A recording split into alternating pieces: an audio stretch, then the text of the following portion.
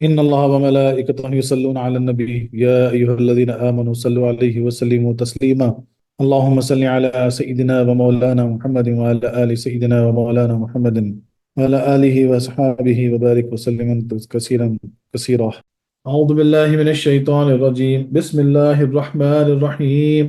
والذين آمنوا وعملوا الصالحات أولئك أصحاب الجنة ہم فیہا خالدون صدق اللہ العلی العظیم۔ اور وہ جو ایمان لائے اور کہا انہوں نے نیکوں کو یہ لوگ جنت والے ہیں، وہ لوگ بیچ اس کے ہمیشہ رہنے والے ہیں۔ تفسیراً جو لکھا جاتا ہے وہ ایسے ہے کہ اور جو ایمان لائے اور اچھے کام کیے وہ جنت والے ہیں، انہیں ہمیشہ اس میں رہنا ہے۔ اس آیت کا پچھلی آیتوں سے چند طرح تعلق ہے۔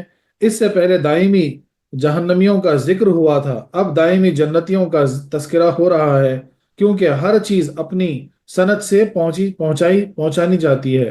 دوسرا تعلق، اس سے پہلے جہنم میں پھنسنے والے عیوب بتائے گئے تھے، اب جہنم سے بچانے والے صفات کا ذکر ہے تاکہ لوگ ان سے بچیں اور صفتیں اختیار کریں۔ تیسرا تعلق، اس سے پہلے علماء یہود کی غلطی بیان بتا کر اس کی تردید کی گئی، اب اس غلط بیانی کی وجہ بتائی جا رہی ہے اور فرمایا جا رہا ہے کہ توریت وغیرہ میں مومن کے لیے وعدہ مغفرت کیا گیا تھا، نہ کہ کفار کے لیے۔ ان بیوقوفوں نے کفار کو بھی اس میں داخل سمجھ لیا۔ یہ آیت بھی بلا کے تحت میں ہے۔ چوتھا تعلق یہ کہ اس سے پہلے رب کے قہر کا ذکر ہوا تھا، اب اس کی رحمت کا ذکر ہے تاکہ سننے والوں کو خوف اور امید حاصل ہو جس پر ایمان کا دار و مدار ہے۔ یعنی اب یہ جو آیت میں پورا تذکرہ ہے، جیسا پچھلی آیت میں جو کل کے درس میں گفتگو ہوئی تھی تو جہنمیوں کے متعلق کافی گفتگو ہوئی تھی کہ بھئی جو ہے نا جہنمیوں کا جو مسئلہ ہے، جو بنی اسرائیل کی جو علماء تھے جنہوں نے جو ہے نا بہت بگاڑ کر کے رکھے مثال کے طور پر، اور اپنے آپ کو جنت کے ٹھیکیدار سمجھتے تھے، الٹان پلٹان جو ہے نا اپنے خیالات سے مثال کے طور پر، تو وہ ساری چیزوں کی نفی کی گئی تھی۔ اور آج اس آیت میں کیا بتایا جا رہا ہے کہ کون سی چیزیں ہیں جس سے جہنم سے بچا جا سکتا، کون سی چیزیں جس سے جنت حاصل کی جا سکتی۔ والذین آمنوا، جو لوگ علم الہی میں مومن ہیں، وہ جو خاتمے کے وقت ایمان پر رہے، یا وہ جو ایمان معتبر نصیب ہوا، اس کے ساتھ ہی وعامل الصالحات، انہوں نے شائستہ اعمال بھی کیے، یعنی بقدر طاقت عبادت معاملات میں درست رہے۔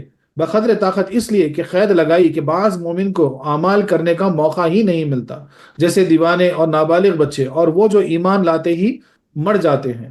اور موقع پانے والوں میں بھی مختلف لوگ ہیں، مساکین صرف نماز اور روزے کا موقع پاتے ہیں، مالدار حج و زکوٰۃ کا بھی، وغیرہ وغیرہ۔ یہ لفظ ان سب کو شامل ہے۔ یعنی کیا بتایا جا رہا ہے کہ بھئی پہلی چیز تو یعنی علم الہی میں، یعنی اللہ تبارک و تعالیٰ کا جو علم تھا اس میں جو ہے نا برابر جو ہے نا جو مومن ہیں، پہلی چیز۔ دوسری چیز، جو زندگی میں ایمان لائے، اس کی تصدیق کی، دل سے ایمان لائے، پھر اس کے بعد جن کا خاتمہ ایمان پر ہوا، یہ ساری شرطیں، اور پھر اس کے بعد جو ہے نا ایمان کے ساتھ جو نیک اعمال کیے۔ بولے اب نیک اعمال کے لیے جو ہے نا جن کے پاس قوت ہو، قوت اس لیے لفظ استعمال کیا جا رہا کہ بھئی اب کوئی غریب ہے مثال کے طور پر تو نماز اور روزہ تو کر لے گا لیکن زکوٰۃ اور حج سے نہیں ہوگا۔ مالدار کے لیے جو ہے نا زکوٰۃ اور حج بھی ایڈ ہو جائیں گے۔ تو بقدر طاقت ہے، بقدر ضرورت، طاقت کا مطلب صرف انرجی نہیں ہے، ہر وہ چیز، یعنی آپ کی ویسی جو ہے نا حیثیت نہیں ہے تو آپ وہ کام نہیں کر سکیں گے، حیثیت ہے تو کر سکیں گے۔ مثال کے طور پر اب کوئی بہت شدید بیمار ہے مثال کے طور پر تو وہ روزہ بھی نہیں رہ سکتا، تو اس کو طاقت اگر ہے تو وہ روزہ رہ سکتا، تو اس اعتبار سے یہ لفظ یہاں پر استعمال ہوا۔ اولئک اصحاب الجنہ، یہی لوگ جن کے دل نور ایمانی سے روشن اور بدن گناہوں کی گندگی سے پاک ہیں، وہ جنت والے ہیں، یعنی جنت ان کو لازم ہے اور دوزخ میں کبھی جائیں گے نہیں۔ خیال رہے کہ نیک اعمال کی قید جنت والا ہونے کے لیے ہے، کیونکہ گنہگار مسلمان اگرچہ جنت میں پہنچ جائیں گے لیکن ان کا جنت والا ہونا یقینی نہیں۔ جنت والا وہ ہے جو شروع سے جنت میں جائیں گے، سزا بالکل نہ پائیں گے۔ ہم فیہا خالدون، وہ اس میں ہمیشہ رہیں گے۔ یہی جیسے پہلے فرقے کی سزا دائمی ہے کیونکہ اس کے پاس نہ ایمان ہے نہ نیک اعمال، ایسے ہی اس فرقے کی جزا دائمی کیونکہ اس کے پاس ایمان بھی ہے اور نیک عمل بھی۔ خیال رہے کہ دوزخ صرف اپنے کفر یا گناہ کے باعث ملے گی، مگر جنت ملنے کے 3 طریقے ہیں۔ اب یہاں کیا بولا جا رہا ہے کہ جس طرح پچھلی آیت میں بولا گیا تھا کہ جو کافر ہے، جو گنہگار ہیں، جو اللہ کی کلام میں تحریف کی، اللہ پہ بہتان لگائے اور بہت کچھ بدعمالیاں کیے، تو ان کا ٹھکانہ جہنم ہے، وہ ہمیشہ وہیں رہیں گے، دائمی مطلب ہمیشہ ہمیشہ کے لیے۔ اور اس آیت میں کیا بتایا جا رہا ہے کہ جو نیکوکار ہیں، جو ایمان ہیں، ایمان لے اور جو نیک اعمال کیے، یہ ہمیشہ ہمیشہ کے لیے جنت میں رہیں گے، دائمی جنت میں رہیں گے۔ اب دوزخ میں اس لیے گئے کیونکہ اپنے اعمال کی وجہ سے، کفر کی وجہ سے دوزخی ہو گئے۔ جنت میں البتہ جانے کے تین طریقے ہیں۔ وہ کیا ہے؟ پہلا طریقہ اپنے اعمال سے، یہ جنت کسبی ہے، جیسے تمام مومنوں کا جنت میں جانا۔ تو ایک ہوتا جنت میں جانا جس کو کہتے ہیں جنت کسبی، یعنی اپنے نیک اعمال کی وجہ سے، صالح اعمال کی وجہ سے آپ کو جنت میں اللہ تبارک و تعالیٰ نے ڈال دیا، تو اس کو جنت کسبی کہا جائے گا۔ دوسروں کے اعمال کے طفیل، اسے جنت وہبی کہا جاتا ہے، جیسے مسلمانوں کے چھوٹے فوت شدہ بچے، بلا اعمال وہ بلا صلہ، یعنی ایسے لوگ جو بنا اعمال کیے، بنا صلے کے پروں کی وجہ سے، اس کو جنت وہبی کہا گیا، اس کو جنت وہبی کہا جائے گا۔ جو ہے نا مثال کے طور پہ مسلمان کے بچے پیدا ہوتے شہید ہو گئے، یا جو ہے نا نابالغ بچے جو شہید ہو گئے، یا کوئی دیوانگی میں جو ہے نا فوت ہو گیا مثال کے طور پر، یہ سارے جو ہیں یہ بنا کوئی جو ہے نا یعنی یہ جنت میں جو پہنچ جائیں گے تو جنت وہبی کہا گیا۔ تیسرا جو جیسے جنت عطائی کہا جاتا ہے، جیسے وہ مخلوق جو جنت بھرنے کے لیے پیدا کی جائے گی۔ اس جیسی تمام آیات میں پچھلی قسم یعنی کسبی کا ذکر ہے، لہٰذا آیات پر کوئی اعتراض نہیں، اور نہ ہی یہ آیات دوسرے آیتوں کے خلاف ہے۔ یعنی کیا بتا، تین طریقے ہیں۔ پہلے تو جنت کسبی، یعنی جو اعمال کی وجہ سے آپ وہاں پہنچ گئے۔ دوسرا ہے جنت وہبی، جو بلا واسطہ یا بال واسطہ جو ہے نا بنا اعمال کے، بنا کوئی طریقے کے جو ہے نا جنت پہنچ گئے، جیسا مثال دی گئی، وہ جنت وہبی ہو گئی۔ تیسری جو ہے نا جو جنت کی بھرنے کے لیے مخلوق کو ڈالا جائے گا، جیسا کہ مثال کے طور پر خوبصورت جانوروں کو وہاں ڈالا جائے گا، مخلوق کو وہاں رکھا جائے گا، یہ سارے جو داخل ہوں گے وہ ہے جنت عطائی۔ تو تین اس کے طریقے ہیں، اور یہاں پر جو بھی ریفرنس ہو رہا وہ قصبی والا ریفرنس ہو رہا، جنت قصبی کا ریفرنس ہو رہا۔ تو خلاصہ تفسیر یہ ہے کہ لوگ چار قسم کے ہیں۔ ایک وہ جو ایمان اور اعمال دونوں سے خالی ہیں۔ اب یہاں پر چار قسم کے لوگوں کے متعلق بتایا جا رہا ہے کہ کیسے ہیں۔ پہلی قسم کون سی ہے؟ جو ایمان اور اعمال دونوں سے خالی ہیں، یعنی نہ ان کے پاس اعمال ہیں نہ ایمان ہے۔ ان کا ذکر پہلی آیت میں ہوا کہ وہ ہمیشہ کے جہنمی ہیں۔ تو یہ ہمیشہ کے جہنمی ہیں، بولے نہ ایمان درست، نہ ایمان کی تصدیق ہے ان کے پاس، نہ اعمال ہے ویسے، تو ہمیشہ کے لیے وہ جو ہے نا دوزخ میں ڈال دیے جائیں گے۔ دوسرے وہ جو ایمان اور نیک اعمال دونوں رکھتے ہیں، ان کا ذکر اس آیت میں ہوا کہ وہ ہمیشہ جنتی ہیں۔ ایک وہ جو ایمان بھی رکھتے ہیں اور نیک اعمال بھی کرتے ہیں اپنی زندگی میں، وہ اس آیت کے ریفرنس سے ہمیشہ جنت میں جائیں گے۔ دو فریق باقی بچے، ایک وہ جن کا ایمان درست اور اعمال خراب، یعنی فاسق مسلمان، یعنی بولتے ہیں نا ایمان اچھا ہے لیکن اعمال نہیں ہے، فاسق مسلمان کی مثال۔ چونکہ یہ اگلے دونوں فرقوں سے ملے ہوئے ہیں کہ عقیدے میں مسلمان کے اور اعمال میں کفار کے مشابہ ہیں، لہٰذا ان کی جزا بھی دونوں فرقوں کی جزا سے ملی ہوگی، یعنی کچھ دن جہنم میں رکھیں گے پھر جنت میں جائیں گے۔ یہ نہ ہوگا کہ جنت میں رہ کر پھر دوزخ میں آئیں گے، کیونکہ وہاں کسی کو سربلندی کے لیے گرانا رب کی حکمت کے خلاف ہے۔ ہاں گرے تو اٹھانا عین کرم ہے، یعنی پہلے دوزخ میں ڈالے جائیں گے، پھر اس کے بعد جو ہے نا واپس اس کی سزا پوری ہونے کے بعد جو ہے نا جنت میں وہ ڈالے جائیں گے۔ کیونکہ ایک بار جنت میں ڈالنے کے بعد پھر واپس دوزخ میں ڈالنا ایسا نہیں ہو سکتا، کہ جنت اعلیٰ مقام ہے اور رب العالمین کی شان کے خلاف ہے کہ کسی کو اعلیٰ مقام دے کے پھر اس کو گرائے۔ ہاں البتہ گروہوں کو اٹھانا جو ہے نا ان کی شان ہے، سبحان اللہ۔ نیز وہ قلب سے مسلمان تھے اور قالب سے کفار کے مشابہ، اور قلب قالب سے اعلیٰ ہے، لہٰذا قالب کے جرم پر عارضی سزا پائیں گے، اور قلب کی درستگی کی وجہ سے بعد کوئی دائمی بحشت۔ خیال رہے کہ یہ قانونی سزا ہے، لیکن اگر رب کرم و خسروانہ بزرگوں کی شفاعت سے اس کو بالکل بخش دے تو اس کی رحمت ہے۔ یعنی اب کیا بولا جا رہا ہے کہ پہلی چیز جو ہے نا اہم یا نقطہ جو ہے نا وہ ہے کہ قلب کی درستگی۔ اگر آپ کا قلب صحیح ہے، ایمان آپ کا بچ گیا، آپ کا قلب جو ہے نا وہ مردہ نہ ہوا، وہ سخت نہ ہوا، اور ایمان جو ہے نا قلب میں، اور قلب جو ہے نا قائم رہا، یعنی صحیح رہا، تو پھر جو ہے نا جنت کے امکانات ہیں، آپ کی بخشش کے امکانات ہیں۔ کیونکہ اعمال آپ کے کیسے تھے؟ کافر کی طرح، یعنی گناہ، یعنی ایسے لوگ جو ہے نا ایمان رکھتے ہوئے قلب اچھا رکھتے لیکن اعمال جو ہے نا کیسے کرتے؟ کفر کی، یعنی ان جیسے، تو ان کی جو جزا ہوگی وہ بھی ان جیسے اور مسلمان جیسے ہوگی۔ تو ان کی جزا کیا تھی کہ ان کو دوزخ میں ڈالا گیا، وہاں عذاب ہوا۔ تو یہ بھی اپنے گناہوں کے لیے، کیونکہ اپنے غالب یعنی اپنے اعمال، جو برے اعمال کیے تھے، جو بدعملیاں کیے تھے، جو گناہ کیے تھے، وہ سب کے لیے جو ہے نا سزا دی جائے گی، اور قلب کی درستگی کی وجہ سے واپس جو ہے نا پھر ان کو کچھ عرصے بعد جنت میں ڈالا جائے گا۔ تو یہ اس کی، لیکن یہ خیال ایک نقطہ جو آپ کو سمجھنا وہ ہے کہ قلب کی صفائی، قلب کی درستگی، یہ اہم نقطہ ہے۔ اور اگر اعمال بھی نہیں ہے اور قلب کی درستگی بھی نہیں ہوئی، قلب یعنی کی سختی بھی دور نہیں ہوئی، مثال کے طور پہ قلب مردے کا مردہ رہا، تو پھر گئے کام سے۔ اور یہ بھی ہو سکتا ہے کہ بھئی اگر کوئی ایسا گنہگار فاسق مسلمان کا جزا یعنی اس کا حساب و کتاب رب العالمین کے سامنے آیا، جو خلق تو صحیح تھا لیکن گنہگار تھا، بہت گناہ کیا تھا، تو ہو سکتا ہے وہاں رب العالمین جو ہے نا اپنی رحمت سے تو پھر جو ہے نا سزا والی بات ڈائریکٹ جو میں ڈال دیا جائے۔ یہ اللہ کی مرضی ہے، وہ مالک ہے، اس کا قانون ہے، اور ہو سکتا ہے جو ہے نا کسی بزرگوں کی شفاعت سے بھی اس کے ساتھ یہ معاملہ ہو جائے۔ چوتھا وہ گروہ جو عقیدے میں کافر مگر ان کے بعض اعمال اچھے، جیسے صدقہ و خیرات کرنے والے کفار، ان کے متعلق خواہ یہ کہہ لو کہ جو کچھ انہوں نے دنیا میں کھا کھا پی لیا اور آرام پا لیا وہ ان کے اعمال کا بدلہ ہوگا۔ یعنی وہ لوگ جو ہے نا عقیدے سے یعنی قلب سے جو ہے نا کافر تھے، ان کا یعنی ایمان نہیں تھا لیکن اچھے اعمال کیا کرتے تھے، صدقہ خیرات کیا کرتے تھے، لوگوں کی مدد کیا کرتے تھے، تو ان کو جو ہے نا دنیا میں ہی جو ہے نا اس کی جزا عطا کر دی جائے گی۔ آخرت میں ان کے لیے دائمی جہنم ہے، کیونکہ وہ قالب سے نیک اور قلب سے بد، اور قلب اصل ہے، جو قلب سے بد ہے تو پھر اس کی کوئی وہاں پہ چھوٹ نہیں ہے۔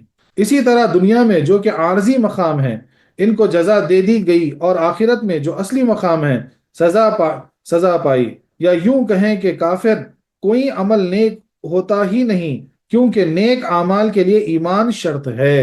ہم اس کو نیک عمل بول ہی نہیں سکتے ایک اعتبار سے، کیونکہ نیک اعمال کے لیے شرط کیا ہے؟ ایمان ہے، اعمال کے لیے شرط ایمان، لہٰذا ان کے صدقے اور خیرات کو عمل صالح نہیں کہہ سکتے، اگرچہ بظاہر صالح معلوم ہوتے ہیں، جیسے لکڑی کا گھوڑا اور قالین کا شیر، کہ یہ اصلی گھوڑے اور شیر کے ہم شکل تو ہیں مگر حقیقتاً نہ گھوڑا ہے نہ شیر۔ یعنی مثال دی جا رہی، بناتا نا سٹف ٹوائز جو بناتے، مثال کے طور پہ لکڑی کا گھوڑا بنا دیتے، سٹف ٹوائز کا شیر بنا دو، لیکن دکھنے میں تو ویسے ہے لیکن حقیقت میں نہ گھوڑا ہے نہ شیر ہے۔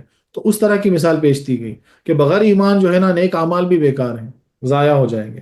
اسی لیے قرآن کریم نے فرمایا کہ کفار کے اعمال اس سفید چمکدار ریت کی طرح ہے جس کو پیاسا دور سے دیکھ کر پانی سمجھتے، بولتے نا جو یعنی آپ کو جو ہے نا معراج آتا ہے، یعنی ریتیلے میدان، یعنی ریتیلے جو ہے نا آپ میدان میں جا رہے ہیں، آپ بہت پیاس لگ رہی، تو دور سے جو ہے نا ایسا دکھتا ہے کہ جو ہے نا وہاں جو ہے نا پانی کا جو ہے نا آپ کو پانی نظر آتا، دوڑ کے جائیں گے پانی میں ریتی رہتا ہو، تو اس کو معراج بھی کہتے ہیں انگلش میں، تو جو ہے نا یعنی دھوکا، نظر کا دھوکا، بولے بالکل اسی طرح ہے۔ اس آیت سے چند فائدے حاصل ہوئے۔ پہلا فائدہ یہ کہ ایمان نیک اعمال پر مقدم ہے، کیونکہ یہ شرط ہے، ایمان ہمیشہ مقدم رہے گا۔ ایمان اگر ہو تو اعمال جو ہے نا پھر اس کی درستگی، اعمال آپ کے اعمال کرنے سے جو ہے نا پھر آپ کو جو ہے نا بہت زبردست جو ہے نا اس کی آپ کو جزا ملے گی۔ اگر ایمان درست نہیں ہے تو پھر اعمال بیکار ہیں۔ دوسرا فائدہ یہ کہ ایمان کے بغیر جنت نہیں مل سکتی، لیکن نیک اعمال کے بغیر جنت تو ملے گی، مگر اس کے عذاب سے بچ جانا یقینی نہیں، ممکن ہے کہ پہلے عذاب ہو جائے، لہذا اعمال سزا سے بچنے کے لیے ضروری ہے۔ نیز ایمان سے جنت ملے گی اور اعمال سے وہاں کے درجات، سیدھا سیدھا یہ سمری ہو گئی، یعنی ایمان سے جنت تو ملے گی لیکن اگر اعمال درست نہیں ہے تو پھر ہو سکتا ہے کہ جو ہے نا سزا ملے، کافی وقت تک سزا ملے۔ تو اگر اس سے بچنا ہے اور جنت میں اعلیٰ مقام پانا ہے تو پھر وہ ایمان کے ساتھ اعمال ضروری ہے، کیونکہ ایمان کے ساتھ جنت تو ملے گی لیکن جنت کے جو درجات ملیں گے وہ کیسے ملیں گے معلوم ہے؟ وہ اعمال سے ملیں گے۔ تیسرا فائدہ، جنت میں پہنچ کر کوئی نہ نکلے گا مگر جہنم میں بہت مخلوق نکلے گی۔ تو یہ یعنی جہنم میں جو ڈالے جائیں گے تو ہو سکتا ہے بہت سارے گنہگار بعد میں اللہ تبارک و تعالیٰ اپنی رحمت سے جو ہے نا ان کو وہاں سے نکال کے جنت میں داخل کر دے، لیکن ایک بار جنت کسی کو عطا ہو گئی تو پھر وہ جہنم میں نہیں جائے گا۔ ہاں، میراج یعنی بولتے نا مثال کے طور پہ آپ ہائی وے پہ گاڑی چلا رہے تو جو ایک دم دوپہر کا وقت ہے، بہت تیز دھوپ ہے، تو روڈ لمبی آپ کو دکھائی دیتی ہے، دور سے ایسا دکھتا ہے آپ کو جو ہے نا کہ جو ہے نا روڈ جو ہے نا ختم ہو گیا، وہ ہوا میں ہے، اس کو میراج کہتے ہیں۔ اسی طرح جو ہے نا سمندر ہے، مثال کے طور پر گھنا سمندر، دور جو ہے نا ایک کشتی چلتی ہوئی نظر آتی ہے آپ کو، تھوڑی دیر کے بعد جو ہے نا جو کنارے پہ جب جاتی نا وہ مطلب اس پار جہاں تک آپ کی نظر جا رہی، تو ایسا لگتا ہے کہ کشتی ہوا میں ہے، تو اس کو انگلش میں میراج بولتے ہیں۔ تو اس طرح یعنی ایک نظر کا دھوکا۔ تو اسی طرح ریتیلے میدانوں میں بھی جو بہت پیاسے لوگ ہوتے ہیں ان کو جو ہے نا پانی کی طلب ہوتی، تو دور جب دکھتے ہیں تو وہی اسی طریقے سے جو ہے نا ان کو نظر آتا کہ ارے وہاں پانی ہے، دوڑ کے بھاگتے مگر وہاں پانی نہیں رہتا، پھر وہ نظر کا دھوکا مثال کے طور پر۔ تو یہاں پر کچھ اعتراضات ہے۔ پہلا اعتراض، جس طرح بدکار کو کچھ روز جہنم میں رکھ کر جنت میں بھیجا جائے گا، اسی طرح چاہیے تھا کہ نیکوکار کافر کو کچھ روز جنت میں رکھ کر جہنم میں بھیجا جاتا۔ دیکھو سوال دیکھو، بولے وہ جس طرح بدکار مسلمان کو جہنم میں رکھ کے سزا دے بعد میں بھی جنت میں ڈال رہے ہیں، بولے جو اچھا کافر تھا جو نیک اعمال کیا بولے اس کو تھوڑے دن جہنم میں رکھ دیتے، بعد میں دوزخ میں ڈال دینا تھا۔ جواب، اس کا نہایت نفیس جواب قرآن تفسیر، یعنی ہو چکا، اللہ تبارک و تعالیٰ کسی کو اعلیٰ مقام پہ ڈالنے کے بعد پھر گراتا نہیں، پستی میں نہیں لاتا۔ دوسرا اعتراض، اس کی کیا وجہ ہے کہ بعض مسلمانوں کو سزا پا کر جنت میں جائیں گے مگر بعض کی ویسی ہی بخشش ہو جائے گی۔ اب یہ سوال ہوا کہ بعض سزا پا کر جائیں گے، بعض ویسے ہی بخش دیے جائیں گے۔ مقصود تو یہ ہے کہ کوئی میلی روح جنت میں نہ پہنچے، پہلے پہلے ہی اس کو پاک کر دیا جائے۔ جس طرح دنیا میں ہر کسی چیز کو پانی سے پاک کرتے ہیں کسی کو آگ میں رکھ کر، اسی طرح پروردگار کسی گنہگار مسلمان کو رحمت کے پانی سے اور کسی کو دوزخ کی آگ سے پاک کر کے جنت میں بھیجے گا۔ یہ وہ خود جانتا ہے کہ کون کس کے لائق ہے۔ اللہ اکبر اللہ اکبر۔ اب بولتے نہیں، دیکھو مثال کے طور پہ میلا سونا، اس کو کیا کرتے ہیں آپ؟ آگ میں ڈالتے صاف کرنے کے لیے، اور کئی چیزوں کو پانی سے دھو دیتے ہیں آپ صاف کرنے کے لیے۔ تو اسی طریقے سے ہو سکتا ہے کئی ایسی میلی روح ہوں، کیسے ایسے گنہگار بندے ہوں گے جن کی روحوں کو جو اللہ تبارک و تعالیٰ اپنے رحمت کے پانی سے دھو دیں اور ڈائریکٹ جنت دے دے، اور ہو سکتا ہے بعضی کئی ہوں گے جس کو جو ہے نا دوزخ کی آگ سے جو ہے نا صاف کیا جائے گا، بعد میں جنت عطا کی جائے گی۔ اللہ حفظنا۔ اور ایک اعتراض، پھر گندا شیطان آدم علیہ السلام کو بہکانے کے لیے جنت میں کیوں پہنچا؟ یہ سوال گزر چکا، لیکن پھر سے سوال ہوا کہ بھئی شیطان اندر کیوں پہنچا؟